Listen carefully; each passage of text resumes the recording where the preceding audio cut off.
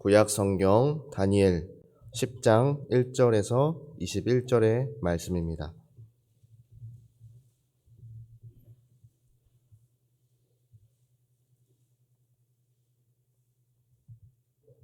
한 목소리로 읽겠습니다. 바사왕 고레스 제3년의 한 일이 벨드사살이라 이름한 다니엘에게 나타났는데 그 일이 참되니 곧 큰 전쟁에 관한 것이라. 다니엘이 그 일을 분명히 알았고 그 환상을 깨달으니라. 그때 나 다니엘이 새 이래 동안을 슬퍼하며 새 이래가 차기까지 좋은 떡을 먹지 아니하며 고기와 포도주를 입에 대지 아니하며 또 기름을 바르지 아니하니라.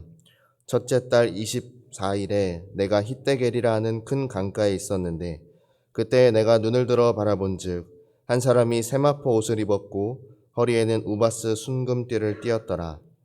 또 그의 몸은 황옥 같고 그의 얼굴은 번갯빛 같고 그의 눈은 횃불 같고 그의 팔과 발은 빛난 놋과 같고 그의 말소리는 무리의 소리와 같더라.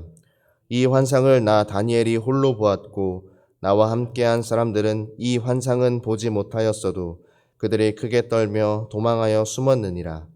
그러므로 나만 홀로 있어서 이 큰 환상을 볼 때에 내 몸에 힘이 빠졌고 나의 아름다운 빛이 변하여 썩은 듯 하였고 나의 힘이 다 없어졌으나 내가 그의 음성을 들었는데 그의 음성을 들을 때에 내가 얼굴을 땅에 대고 깊이 잠들었느니라. 한 손이 있어 나를 어루만지기로 내가 떨었더니 그가 내 무릎과 손바닥이 땅에 닿게 일으키고 내게 이르되 큰 은총을 받은 사람 다니엘아, 내가 내게 이르는 말을 깨닫고 일어서라. 내가 내게 보내심을 받았느니라 하더라. 그가 내게 이 말을 한 후에 내가 떨며 일어서니 그가 내게 이르되 다니엘아, 두려워하지 말라. 내가 깨달으려 하여 내 하나님 앞에 스스로 겸비하게 하기로 결심하던 첫날부터 내 말이 응답받았으므로 내가 내 말로 말미암아 왔느니라. 그런데 바사왕국의 군주가 20일 동안 나를 막았으므로 내가 거기 바사왕국의 왕들과 함께 머물러 있더니 가장 높은 군주 중 하나인 미가엘이 와서 나를 도와주므로 이제 내가 마지막 날에 내 백성이 당할 일을 내게 깨닫게 하려 왔노라. 이는 이 환상이 오랜 후의 일임이라 하더라. 그가 이런 말로 내게 이를 때에 내가 곧 얼굴을 땅을 향하고 말문이 막혔더니 인자와 같은 이가 있어 내 입술을 만진지라. 내가 곧 입을 열어 내 앞에 서 있는 자에게 말하여 이르되 내 주여, 이 환상으로 말미암아 근심이 내게 더함으로 내가 힘이 없어졌나이다. 내 몸에 힘이 없어졌고 호흡이 남지 아니하였사오니 내 주의 이 종이 어찌 능히 내 주와 더불어 말씀할 수 있으리이까 하니 또 사람의 모양 같은 것 하나가 나를 만지며 나를 강건하게 하여 이르되 큰 은총을 받은 사람이여, 두려워하지 말라. 평안하라. 강건하라. 강건하라. 그가 이같이 내게 말하매 내가 곧 힘이 나서 이르되 내 주께서 나를 강건하게 하셨사오니 말씀하옵소서. 그가 이르되 내가 어찌하여 내게 왔는지 내가 아느냐. 이제 내가 돌아가서 바사 군주와 싸우려니와 내가 나간 후에는 헬라의 군주가 이를 것이라. 오직 내가 먼저 진리의 글에 기록된 것으로 내게 보이리라. 나를 도와서 그들을 대항할 자는 너희의 군주 미가엘 뿐이니라. 아멘. 우리가 읽은 이 다니엘서 10장은 다니엘이 보았던 환상에 대해서 기록하고 있습니다. 그 환상은 앞으로 있을 큰 전쟁에 관한 것으로 다니엘은 그로 인하여서 마음이 슬퍼 3주간 금식하며 기도하고 있었습니다. 그때에 한 사람이 다니엘 앞에 나타납니다. 외형을 보니까 세마포 옷을 입고 허리에 순금띠를 띠었으며 몸은 황옥 같고 얼굴은 번갯빛 같고 눈은 횃불 같고 팔과 발은 빛난 놋과 같고 목소리는 무리의 소리와 같은 자였습니다. 과연 이 사람은 누구일까요? 학자들 간에도 의견이 분분합니다. 예수 그리스도다, 천사다 이렇게 이야기하기도 하는데 만약에 예수 그리스도라면 미가엘보다 약한 것으로 보일 때에 맞지가 않기 때문에 가브리엘 천사가 아닐까. 다니엘서 9장에 이미 다니엘에게 계시를 전하였던 가브리엘 천사가 아닐까 그렇게 보고 있습니다. 여러분, 천사에 대하여서 설교를 들어보신 적 있으십니까? 저는 한 번도 없습니다. 그래서 생각해 보았습니다. 왜 천사에 대해서 설교하지 않지? 분명히 성경에는 천사의 존재가 나와 있는데 왜 천사에 대해서는 설교하지 않을까? 그렇게 고민을 하던 중에 저만의 답을 찾게 되었습니다. 물론 천사가 약간 신비적인 느낌을 주는 요소들도 있지만 제 생각에는 천사가 그렇게 중요한 존재가 아니기 때문이라는 결론을 내게 되었습니다. 천사가 중요한 것이 아니라 그 천사를 통한 하나님을 바라보는 것이 중요하다는 사실을 깨닫게 되었습니다. 천사가 하는 일은 하나님의 대리자 역할입니다. 천사는 하나님의 심판의 메시지를 전달하거나 하나님의 위로의 메시지나 좋은 소식을 전달하고 먹을 것을 가져다 주거나 힘을 북돋아 주는 일을 합니다. 그러나 그 천사 자체에 집중할 것이 아니라 천사를 통하여 하나님의 존재와 하나님의 성품과 그 능력을 바라보아야 하는 것입니다. 우리는 이 다니엘 앞에 나타나였던 가브리엘 천사를 통하여서 하나님이 어떠한 분이신지를 더욱 알기를 원합니다. 첫 번째, 우리가 하나님에 대하여 알 수 있는 것은 천사의 외형을 통해서입니다. 천사의 모습을 다시 보면 세마포 옷을 입고 허리에 순금띠를 띠었고 몸은 황옥 같고 얼굴은 번갯빛 같고 눈은 횃불 같고 팔과 발은 빛난 놋과 같고 목소리는 무리의 소리와 같은 자였습니다. 먼저 이 세마포 옷이란 제사장이 입는 옷을 이야기를 하는데, 여러분, 제사장은 어떤 존재입니까? 하나님과 이스라엘 백성 사이의 그 관계를 중보하고 다리를 이어주는 역할을 합니다. 제사장이 이스라엘 백성 전체를 대표하여서 하나님 앞으로 나아갔던 것입니다. 마찬가지로 천사는 천상에서 제사장 같은 역할을 합니다.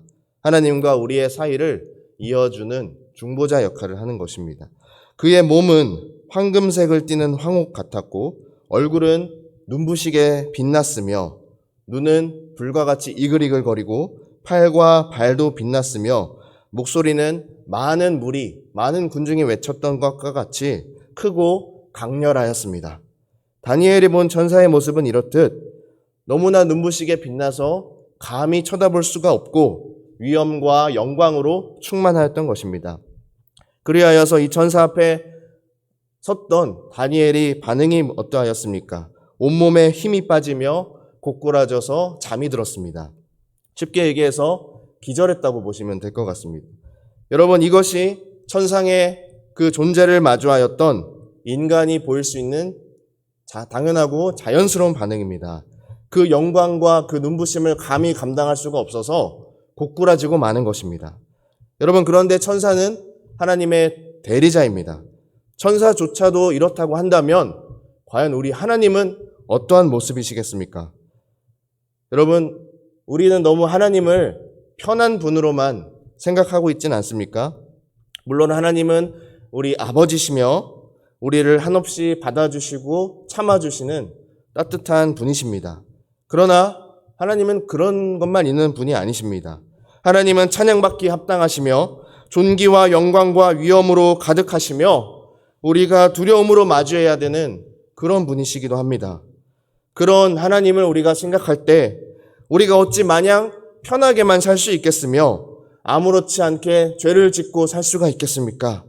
크고 두려우신 그 주님 앞에 설 것을 날마다 생각하며 거룩하고 정결하게 살아가는 우리 모두가 되기를 간절히 소망합니다. 두 번째, 우리가 하나님에 대하여 알 수 있는 것은 천사가 전한 메시지를 통해서입니다.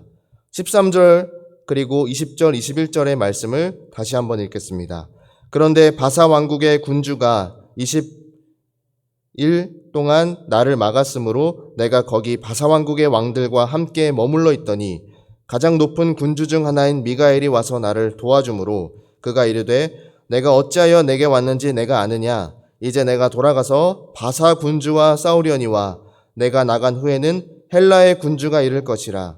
오직 내가 먼저 진리의 글에 기록된 것으로 내게 보이리라. 나를 도와서 그들을 대항할 자는 너희의 군주 미가엘 뿐이니라. 천사는 지금 바사 왕국, 그러니까 곧 페르시아 왕국과의 전투가 있을 것이며 또 앞으로 헬라 왕국, 곧 그리스 왕국과의 전투가 있을 것임을 이야기해주고 있습니다. 고대 근동 문화에서는 각 나라들 간의 전쟁은 그 나라의 전쟁으로 국한된 것이 아니라 그 나라에 속한 신들의 전쟁, 곧 하늘의 전쟁으로 여겨졌습니다. 이 말씀대로 바벨론 제국은 페르시아 제국에 의하여 물러가고 페르시아 제국은 헬라 제국에 의하여 물러가게 됩니다. 하나님께서는 이런 천상에서의 영적인 전투와 세계의 흐름, 세계의 정세 가운데에서 천사들을 보내 싸워주셨고 이스라엘을 보호해 주셨습니다. 하나님께서는 이 세계를 주관하시고 이끌어 가시는 분이십니다. 하나님은 이 세계의 주인이시며 하늘의 주인이시고 우주의 주인이십니다. 그 우주의 주인께서 오늘 우리의 삶을 주목하고 계십니다. 개입하시고 이끌어가고 계시는 것입니다. 여러분, 말씀을 정리하겠습니다. 하나님께서는 역사와 세계를 주관하시는 전능하신 왕이십니다. 그분은 우리가 마땅히 경외하며 두려워해야 할 분이십니다. 엎드려 경배해야 할 분이십니다. 그러나 한편으로는 우리의 아버지가 되어주셔서 우리의 삶을 주목하고 계시며 바른 길로 인도하여 주십니다. 그런 주님을 우리가 어찌 감사하지 않을 수 있겠으며 찬양하지 않을 수가 있겠습니까? 우리가 하나님을 너무나 편한 분으로만 생각했다면 마치 우리 동네의 어떤 좋은 어르신이나 존경할 만한 할아버지 그 정도로 생각하였다면 다시금 우리 안에 하나님을 향한 두려움과 경외감이 되살아나서 그 존귀와 영광과 위엄을 찬양할 수 있는 우리의 삶이 되기를 간절히 소망합니다. 기도하겠습니다. 하나님 아버지, 천사를 통하여서 주께서 얼마나 무궁한 영광과 찬란한 빛과 존귀와 영광과 위엄이 합당한 분이신지를 바라보게 하심을 감사합니다. 우리가 하나님을 생각할 때에 너무나 편하고 너무나 그냥 친근한 분 정도로만 생각했다면 우리 안에 하나님을 향한 두려움과 경외감이 되살아나기를 원합니다. 천사 앞에 서서 두려워 떨었던 그 다니엘처럼 하나님 앞에 설 것을 생각하면 두려워 떨림으로 주님을 마주할 준비를 하며 나아갈 수 있는 우리 성도들 되게 하여 주시옵소서. 감사드리며 예수 그리스도의 이름으로 기도합니다. 아멘. 이 시간에 말씀을 기억하며 또 각자의 기도 제목과 우리 나라와 민족 또 세계를 생각하며 함께 기도하기 원합니다. 우리 주여 한번 부르짖고 간절히 기도하며 나아가겠습니다. 주여